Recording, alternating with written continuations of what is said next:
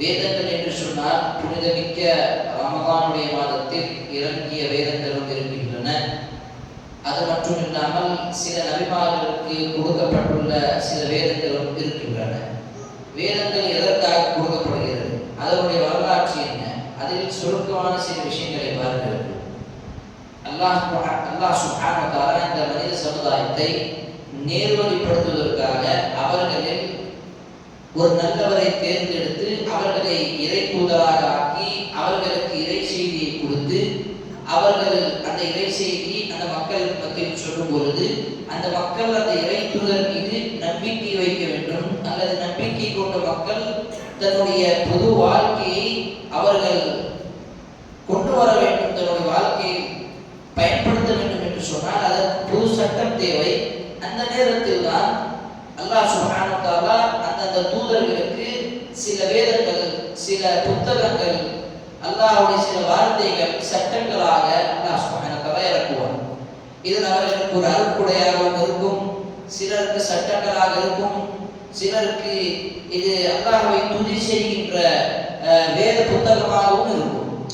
அப்ப சொல்லப்பட்ட குர்ஆனிலே 4 புத்தகங்கள் இருக்கின்றன. முதலாவது ஜபூர், பழமையான புத்தகம் ஜபூர்.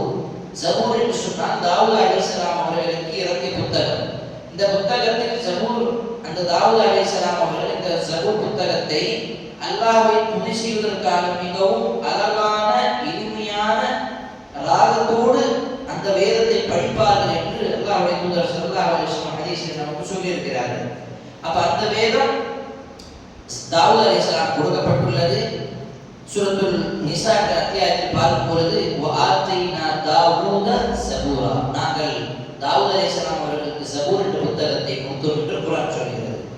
அடுத்தது தௌராத். தௌராத் என்று சொன்னால் மூசா அலைஹிஸ்ஸலாம் அவர்கள் மீது இறங்கிய அந்த மக்களுக்காக இறங்கிய சட்டங்கள், அந்த புத்தகம், அந்த இறை தூதர்களுக்காக இறங்கிய அந்த மக்களுக்காக இறங்கிய அந்த சட்டங்கள் தௌராத். அடுத்தது இன்ஜீல்.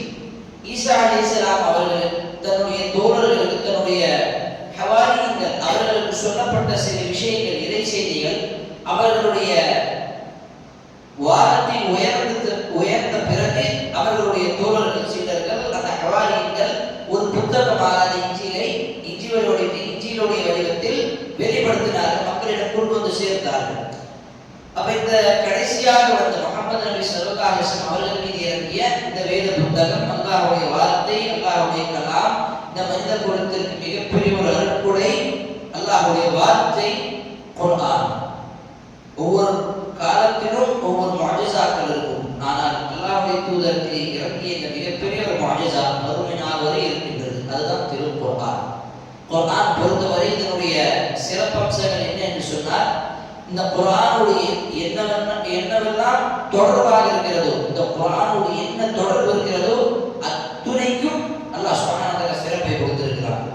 இந்த குர்ஆன் இறங்கிய மாதமாக இருக்கட்டும் ரமதானுக்கு சிறப்பு. இந்த குர்ஆனை கொண்டு வந்த வானவர்கள், மலக்குகள், ஜிப்ரீல் அலைஹிஸ்ஸலாம் அவர்களுக்கு தனி சிறப்பு. யார் மீது இந்த குர்ஆன் இறங்கியது? முஹம்மது நபி அவருக்கு சிறந்த சிறப்பு.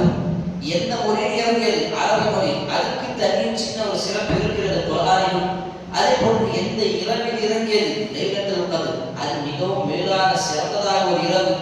அதே போன்று இந்த உம்மத்திற்கு இறங்கியது, அதற்காக இந்த உம்மத்துக்கும் இந்த குர்ஆன் இருப்பதற்காக சிறந்த சிறப்பு